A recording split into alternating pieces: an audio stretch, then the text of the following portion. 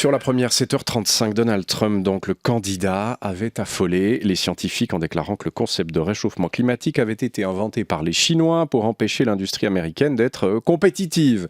Donald Trump devenu président, son climato-scepticisme ne s'est de loin pas atténué. Il a fait disparaître toute allusion au changement climatique du site officiel de la Maison-Blanche, signé 2 décrets pour relancer les projets d'oléoducs contestés, bloqués à l'époque par Obama, les fameux Dakota Access Pipeline et Keystone XL.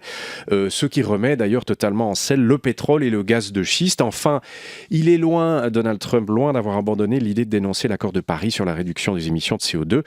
Alors on va s'interroger ce matin, ne s'agit-il là que de mesures symboliques ou y a-t-il vraiment de quoi s'inquiéter pour l'avenir de la planète ? Le plaisir pour en parler de recevoir ce matin un spécialiste du changement climatique, et ça tombe bien, fraîchement rentré des États-Unis où il a passé 2 ans, c'est vous, Augustin Franière. Bonjour. Bonjour. Merci beaucoup d'être notre invité jusqu'à 8h. Vous êtes chercheur à l'Institut de géographie et de durabilité de l'Université de Lausanne. Je le disais, vous avez passé 2 ans aux États-Unis, à Seattle, donc c'est au nord-ouest des États-Unis. Vous avez fait un post-doctorat, des recherches, en compagnie de chercheurs américains, évidemment. Vous êtes rentré au mois de septembre, juste avant l'élection de Donald Trump. Est-ce qu'on envisageait déjà, là, chez les chercheurs, chez vos collègues, la possibilité Trump à l'époque, ou est-ce qu'on n'y croyait pas ? Peu de monde y croyait vraiment, à vrai dire. Tout le monde se disait, déjà au début de la primaire, ça va durer 2 semaines. Ensuite, ils se sont dit, bon, ça va durer quelques mois. Voilà, il a été nominé, mais il va perdre face à Hillary Clinton. Et puis, 1 ou 2 personnes, quand même, m'ont pris la chose sérieusement et m'ont dit, il y a un réel risque qu'il soit malgré tout élu. Voilà, les faits leur ont donné raison, malheureusement. Alors, Seattle, dont vous me disiez que c'était une enclave pro-Sanders, qui avait voté dans les primaires démocrates à 80% pour Bernie Sanders. Et aujourd'hui, vous êtes toujours en contact avec ces chercheurs américains. Dans quel état d'esprit sont-ils ?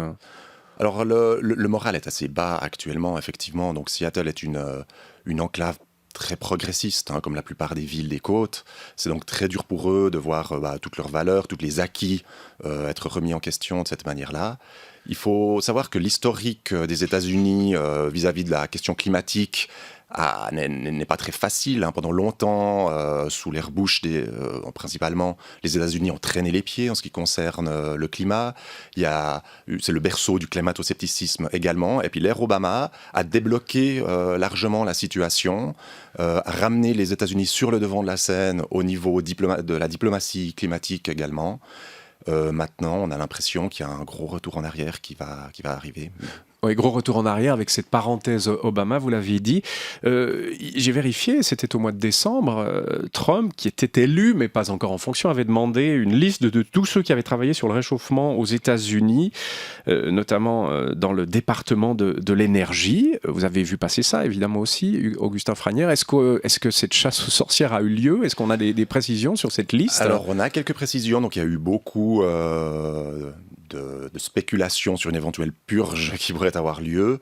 Il semblerait que les responsables des agences de l'énergie, et en particulier l'agence de protection de l'environnement, à qui on avait demandé de fournir ces listes, ont refusé de coopérer et que l'administration Trump soit revenue en arrière là-dessus, bien heureusement. Voilà, bien heureusement pour la question du réchauffement. On va revenir sur les nominations qu'il a faites, notamment l'Agence de protection de l'environnement et ce Scott Pruitt, qui est un climato-sceptique proche de l'industrie pétrolière.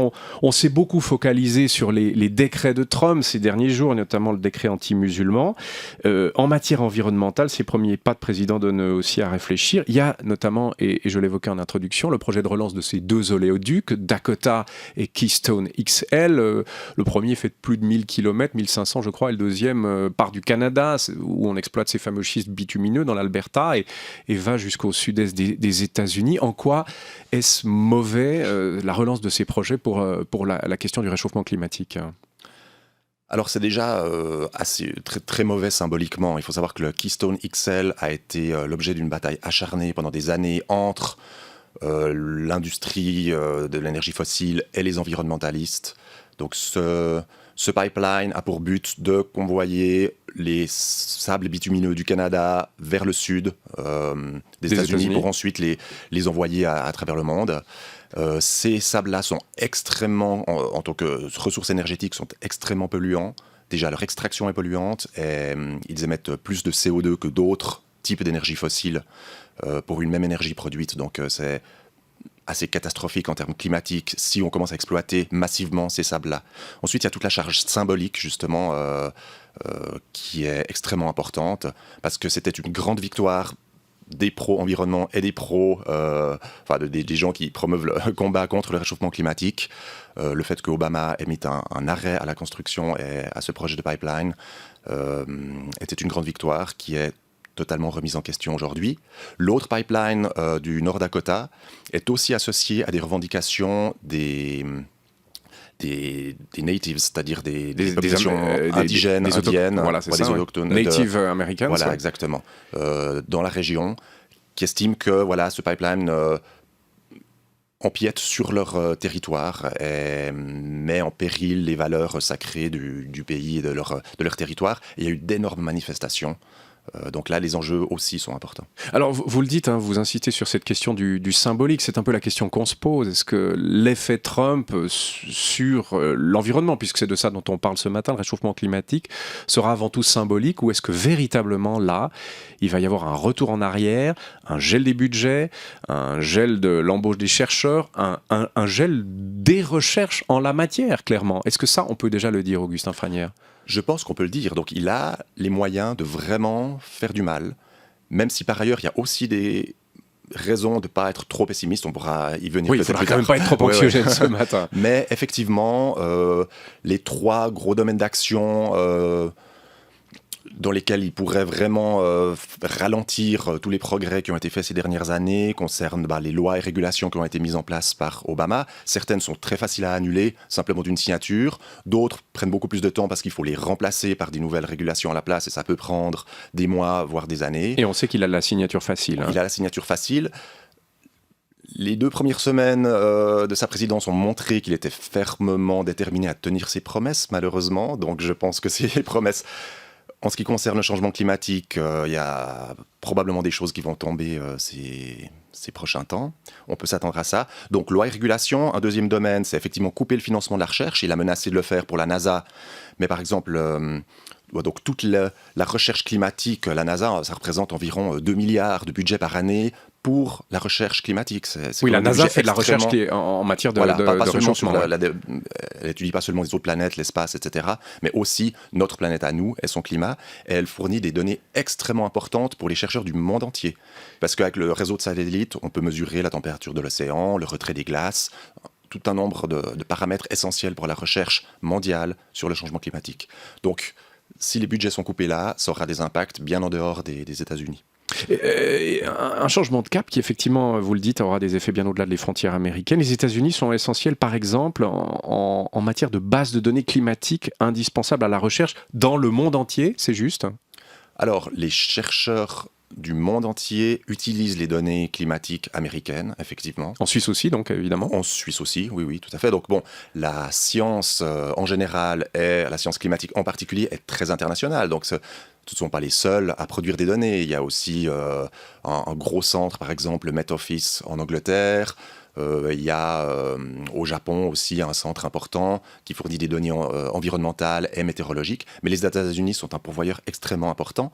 Et petit détail intéressant, les chercheurs américains, déstabilisés par l'incertitude qui règne autour des actions futures de Trump à l'encontre de la science en général et de la science climatique, commencent à essayer de sauvegarder toutes les bases de données qui ont été générées par des fonds fédéraux jusqu'ici. Donc ils sont, oui, c'est ça, ils sont en train de mettre leurs recherches sur des petites clés USB, voilà, puis les mettre dans des tiroirs fermés à clé. Non, mais c'est aussi simple que ça. Je ne sais pas en pratique exactement comment ils le font, mais je pense qu'ils dédoublent le contenu de certains serveurs de données, de peur que l'accès soit réduit ou moins public en tout cas à l'avenir. Non, mais c'est absolument terrifiant ce que vous nous dites. C'est terrifiant. Maintenant, on ne sait pas, est-ce que c'est... il redouble de prudence due au climat d'incertitude qui règne et que ces craintes ne vont pas finalement s'avérer justifiées. Est-ce qu'on peut espérer? Le gros problème ici, c'est l'incertitude avant tout. Personne ne peut dire aujourd'hui exactement ce qui va se passer. Ce qu'on sait, c'est que l'administration Trump est largement biaisée, je dirais, en faveur des énergies fossiles et en défaveur d'une action forte contre le réchauffement climatique, et possède aussi un assez fort a priori contre la science en général et contre les faits. Le rapport de Trump aux faits et à la vérité et tout ce qui est plus, je dirais, délicat. Quand les faits ne corroborent pas sa vision du monde, il les écarte. La science étant une productrice de faits, ça ne passe pas bien avec sa politique et sa vision du monde. Oui, c'est ce qu'on a appelé le post-vérité. La post-vérité, et nous, comme journalistes, évidemment, on le mesure aussi. Et vous, comme scientifique, il y a eu cette nomination de Scott Pruitt à la tête de l'Agence de protection de l'environnement. C'est l'ancien gouverneur de l'Oklahoma. Il est clairement climato-sceptique et il a des liens avec l'industrie du pétrole. On peut voir aussi un conflit d'intérêts naissant. Qu'est-ce qu'il va pouvoir faire ou ne pas faire, ce Scott Pruitt? Qu'en disent vos amis américains? Alors, déjà, il faut commencer par savoir que Pruitt a passé sa carrière à combattre l'Agence de protection de l'environnement. Il a intenté 14 procès contre l'agence en faveur, donc pour combattre les régulations émises par cette agence pour limiter les émissions de gaz à effet de serre. Et il est à sa tête maintenant. Et maintenant, il est à sa tête. Donc, on va assister probablement à une sorte de démantèlement de toutes les régulations possibles et imaginables. Alors, il y a des sortes de règlements qui disent qu'après les régulations qui ont été mises en place moins de 60 jours avant son arrivée vont pouvoir assez rapidement être ôtées. Par exemple, la régulation sur les mines à charbon et sur l'émission de tout le secteur du charbon. Celles qui sont en place depuis un peu plus longtemps vont être plus compliquées parce qu'il faut les remplacer. Et remplacer une loi, même si on veut la vider de sa substance, ça prend des mois et des mois d'élaboration. Donc là, ce serait un tout petit peu plus compliqué. Mais c'est clair que tous les plans d'Obama, donc les normes qu'il a mis sur les véhicules pour qu'ils émettent moins de CO2, les normes qu'il a mis sur la génération d'électricité pour que ça émette moins de CO2 également, tout ça va être revu à la baisse assez drastiquement probablement. On parlait des bases de données américaines très importantes pour les chercheurs du monde entier. Est-ce qu'on peut dire que déjà maintenant la recherche sur le réchauffement climatique a du plomb dans l'aile dans le monde? Est-ce que les chercheurs vont se soulever? Est-ce qu'il va y avoir une vague internationale face à ce qui est en train de se passer? J'imagine que vous devez discuter de ça à l'Université de Lausanne aussi. Alors, quel est le sentiment là? Oui, je pense que les effets concrets ne se font pas encore sentir vraiment aujourd'hui au niveau de la pratique quotidienne de la science. Par contre, les scientifiques sont clairement déterminés à résister. Et à l'instar de cette marche des femmes qui a eu lieu le jour ou le lendemain de l'inauguration de l'investiture, il y a une marche pour la science qui est en train de s'organiser, qui aura lieu probablement au courant du mois de mars. Et là, je crois qu'il y a beaucoup de scientifiques qui sont déterminés à ne pas se laisser faire. Une marche pour la science, ça doit être du jamais vu, ça. À ma connaissance, c'est du jamais vu. En tout cas, ça en parle beaucoup sur les réseaux sociaux. Et je crois que les scientifiques sont déterminés à défendre leur beefsteak. Donc, il y a quoi? Des milliers de scientifiques américains, ou chercheurs aux États-Unis, comme vous l'étiez à l'époque, qui vont défiler dans les rues? Ça va se passer comme ça? Probablement, de chercheurs ou de gens qui sont sympathisants, disons, et qui estiment que la science est importante, nous renseigne de manière importante sur la marche du monde, sur les phénomènes qui nous entourent, et qu'on ne peut pas juste l'ignorer. Ouais, vous allez retourner aux États-Unis pour manifester avec vos anciens collègues? J'aimerais bien. Je ne suis pas sûr que ça vaille le CO2 du vol en avion pour y aller, mais il y aura probablement des répliques en Suisse auxquelles je participerai volontiers. C'est une excellente réponse, très cohérente, Augustin Franière. Sur le plan des accords internationaux, c'est vrai qu'on a beaucoup parlé de la fameuse COP21, l'accord de Paris, c'était il y a un peu plus d'une année. La possibilité de voir les États-Unis dénoncer cet accord, vous en dites quoi? Vous auriez tendance à relativiser peut-être la portée d'une pareille démarche, vous? Alors, c'est possible qu'il le fasse. Il faut savoir que Rex Tillerson, qui vient d'être confirmé, paradoxalement, est le plus modéré en ce qui concerne le climat de toute l'administration Trump. C'est l'ancien patron d'Exxon qui est à la tête de la diplomatie. C'est peu dire. Lui, c'est prononcé pour le maintien de l'accord de Paris, sauf erreur, même s'il a une tendance à relativiser l'importance du réchauffement climatique, voire des tendances clairement climato-sceptiques. Il évite de trop se prononcer sur le sujet. Il s'est prononcé en faveur de l'accord en faveur. Il a dit que maintenant que c'était fait, ce ne serait pas forcément une bonne idée de se retirer de l'accord de Paris. Si Trump voulait le faire malgré tout, légalement, ça prend 4 ans. Donc un peu plus que ce qui lui reste, espérons, à la présidence. Par contre, il pourrait prendre une mesure beaucoup plus radicale, c'est se retirer de la Convention cadre des Nations Unies sur le changement climatique. Qui date de Rio? Qui date de Rio 1992, et qui est le socle juridique sur lequel a été construit l'accord de Paris. Et ça prend 1 année. Donc ça, c'est l'option nucléaire, comme il l'a dit c'est très intéressant, récemment. Donc s'il fait ça, effectivement, ce serait un très mauvais signe pour toute la diplomatie climatique internationale. Mais j'aimerais préciser quand même qu'il y a une dynamique actuellement très positive et qu'on peut imaginer que la Chine reprenne le leadership sur le climat et que les autres pays continuent les efforts, même si les États-Unis se désengagent des efforts internationaux. Donc vous nous dites deux choses là tout à fait intéressantes. Un, tout le monde parle de la dénonciation de l'accord de Paris, la COP 21. Au fond, il y a beaucoup plus grave, c'est cette Convention cadre des Nations Unies de 92 qui est, elle, dénonçable en une année. En une année, ouais. Voilà. Et donc, il y a le risque qu'il le fasse. Il y aurait le risque qu'il le fasse. C'est extrêmement dur aujourd'hui de dire si vraiment il va prendre cette option-là. Et s'il la prend ? Et s'il la prend, c'est un très mauvais signe parce que les États-Unis ont endossé un rôle de leader ces dernières années sous l'ère Obama. Mais ce n'est pas forcément la fin du monde. On peut en tout cas espérer que les autres pays ne se laissent pas entraîner dans le sillage des États-Unis et continuent les efforts positifs et encourageants qui ont été faits ces dernières années. Notamment, Xi Jinping, le président chinois, a déclaré à Davos, donc au World Economic Forum, tout récemment, que le changement climatique était une question extrêmement sérieuse et qu'il fallait tout faire pour essayer de la résoudre. Alors, on peut imaginer que la Chine, qui cherche à trouver des domaines dans lesquels elle peut exercer un leadership au niveau international, s'engouffre dans la brèche et mène les efforts internationaux. Vous irez poursuivre vos recherches en Chine, Augustin Franière, dans quelques années ? Qui sait ? Qui sait ? Peut-être, si je suis invité, ça pourrait être intéressant. Bon, en tout cas, c'est tout à fait à la fois stimulant intellectuellement et un peu, évidemment, anxiogène ce que vous nous racontez sur le réchauffement climatique. On va parcourir la presse avec Esther Coco et Valérie Droux qui nous ramènent à des questions de science et de recherche refoulées. Alors, c'est une affaire qui est sortie ces derniers jours, mais sur laquelle on revient ce matin, refoulée à l'embarquement pour la deuxième fois en 5 jours. Vous avez dû voir ça, Augustin Franière. La chercheuse iranienne de l'EPFL engagée à Harvard mise sur la loi pour contrer Donald Trump. Oui, une pleine page dans 24 heures aujourd'hui où la jeune femme raconte qu'elle a été contactée par un cabinet d'avocats de Boston, dans le Massachusetts, qui a entendu parler de son cas. Il lui a expliqué, ce cabinet, qu'une décision de la Cour fédérale de 7 États, valable 7 jours à partir de dimanche dernier, stipulait que les personnes dans son cas, ressortissantes d'un des 7 pays visés par le décret présidentiel, mais qui ont un visa en ordre, eh bien, ces personnes peuvent se rendre à Boston ou ailleurs dans l'État du Massachusetts. Alors, avec plusieurs conditions, évidemment, notamment que le service américain des douanes et de la protection des frontières en avertisse les compagnies aériennes qui opèrent des vols directs sur la ville de Boston. Et c'est là que ça tourne mal pour Samira Asghari. Le check-in effectué, ses bagages en soute. Elle s'est vue refoulée à la porte d'embarquement mardi à Zurich. La compagnie suisse n'a pas reçu le feu vert des autorités douanières américaines et a donc refusé son embarquement. Mais la jeune femme dit, dans 24 heures, ne pas perdre espoir. Vous avez vu ce cas, Augustin Franière, qu'est-ce que ça vous inspire ? Ça montre à quel point la science est internationale aujourd'hui et à quel point l'échange des scientifiques entre les pays est important. Et je pense qu'effectivement, si ce genre de mesures extrêmement limitatives continuent, voilà, ça pourrait avoir un impact aussi sur la manière dont les chercheurs vont faire leur travail.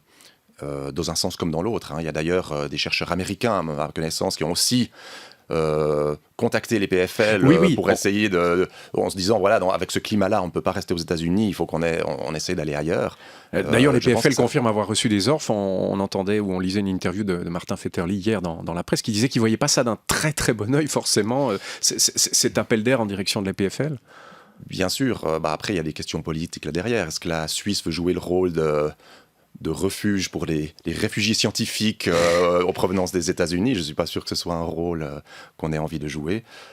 C'est les politiques qui doivent statuer là-dessus. Mais ce que ça montre, c'est à quel point les échanges internationaux sont importants et à quel point aujourd'hui la production de connaissances n'a plus de frontières. Et remettre des frontières pour limiter notre capacité justement à produire des nouvelles connaissances sur le monde qui nous entoure. Mais c'est aussi une des conclusions qu'on tire de cet entretien. À l'ère de la post-vérité, la science dure n'a pas bonne presse, évidemment. Et c'est aussi ça l'effet Trump. On va parler énergie solaire maintenant. Alors vous êtes spécialiste du climat, mais enfin, évidemment que cette question du solaire doit vous toucher aussi. L'électricité issue du solaire pourrait provoquer le même cercle vicieux que l'énergie atomique, Esther Coco, à savoir la surconsommation. Expliquez-nous ce qui est dit dans la presse là. Oui, c'est un point de vue original développé par la Wochenzeitung, hebdomadaire alémanique, qui commence par réaffirmer il est juste de vouloir remplacer les énergies sales par de l'énergie renouvelable. Mais un aspect est encore plus important, nous devons utiliser moins moins d'énergie. Sinon, nous ferons la même erreur avec les énergies renouvelables qu'avec l'énergie atomique. Le surplus de l'offre favorisera le développement de la demande. Par exemple, après avoir mis en service 5 centrales nucléaires durant la deuxième moitié du XXe siècle, la consommation en électricité en Suisse a augmenté de 50 milliards de kilowattheures en 1990 à 62 milliards de kilowattheures aujourd'hui. Car pour écouler l'abondante électricité atomique, les entreprises électriques ont multiplié les rabais de type tarif de nuit qui ont favorisé le développement des chauffages et des boilers électriques. C'est la spirale de l'offre excédentaire. Le développement de l'offre en énergie renouvelable ne doit donc pas faire oublier l'objectif principal. Nous devons économiser plus d'électricité. Qu'en dites-vous de ce sujet, le solaire qui peut entraîner un cercle vicieux comme le nucléaire, Augustin Franière ? Oui, alors c'est possible. Je doute qu'on en soit à ce stade aujourd'hui. L'important aujourd'hui est de développer la capacité de production qui reste quand même relativement faible. Mais bien sûr, le plus important, c'est d'économiser l'énergie, d'en gaspiller moins et de l'utiliser à meilleur escient. Malheureusement, ce genre de démarche peut aussi donner lieu à une sorte d'effet rebond de ce type-là. Donc si par exemple tout le monde a des voitures ou des ordinateurs ou des appareils électroniques qui consomment moins, historiquement, les données historiques montrent qu'on a tendance à simplement les utiliser plus. Et les gains en termes d'énergie, ils sont finalement au final pas si importants que ça. Donc il faut essayer de faire de l'efficience énergétique, mais en même temps prendre des mesures pour essayer aussi de réguler un petit peu l'utilisation finale de l'énergie afin d'en gaspiller moins. Donc c'est un peu comme les histoires de smartphones, plus on perfectionne les batteries, au fond, plus les gens les utilisent parce qu'il y a de plus en plus d'applications, donc in final on ne s'y retrouve pas, quoi. C'est une opération blanche. C'est ça, on appelle ça l'effet rebond. Ouais. Alors c'est encore discuté, hein. Il n'est pas toujours très clair, est-ce qu'au final l'effet il est quand même positif, ou il est neutre, ou il est même négatif dans certains cas. Il peut y avoir plusieurs cas de figure. Toujours est-il que, bon, voilà, l'existence de cet effet rebond ne doit pas prétériter totalement nous inciter à ne rien faire. Au contraire, c'est vraiment la bonne direction dans laquelle aller. Pas que votre propos soit mal compris. Bon, un sujet qu'on a choisi parce que vous êtes d'origine valaisanne. Sion 2026 a réussi son grand oral. La candidature qui regroupe 4 cantons répondait hier aux questions de Suisse Olympique. Oui, et donc ça s'est bien passé, dit Stanker, le Nouvelliste et le Matin. Ce qui a fait la force du dossier, estiment les dirigeants de la candidature, en nombre infini de variantes, vu le nombre de sites qu'elle propose. Et avec 4 cantons, elle est plus représentative de la Suisse que les Grisons. Membre du CIO et du comité exécutif de Suisse Olympique, le Neuchâtelois Denis Oswald a lui été particulièrement frappé par l'enthousiasme dégagé par les membres du projet, en plus bien sûr de leur côté très professionnel. Un duel avec les Grisons qui s'annonce quand même serré, les Grisons dont la population vote le 12 février sur cette candidature, mais sur le fond, estime Suisse Olympique, le résultat ne changera rien. Nous choisirons la meilleure candidature sur le fond. Vous êtes géographe d'origine, vous êtes un amoureux de la montagne, guide de haute montagne, vous avez le papier, Augustin Franière. Bon, ça vous fait rêver des Jeux Olympiques dans votre canton d'origine ? C'est pas une question piège. Hein. Oui, je vais pas me faire forcément des amis, mais ça me fait pas beaucoup rêver personnellement. J'ai de la peine à voir l'intérêt non seulement économique, mais aussi environnemental. Sur le plan de la durabilité, vous qui... Jeux Olympiques, voilà, ça... Les Jeux Olympiques souvent impliquent la construction de grosses infrastructures qui sont, pour le paysage et l'environnement, souvent assez peu enviables. Économiquement parlant, je ne suis pas sûr à quel point ça favorise une région ou le développement d'une région. Je ne suis pas très favorable à ces gros rassemblements, personnellement. Voilà, je suis un petit peu... Je casse un petit peu l'ambiance, je sais. Pas du tout, voilà, non, mais on travaille déjà sur ces questions à l'Institut de durabilité. Ce sont des scénarios que vous étudiez ?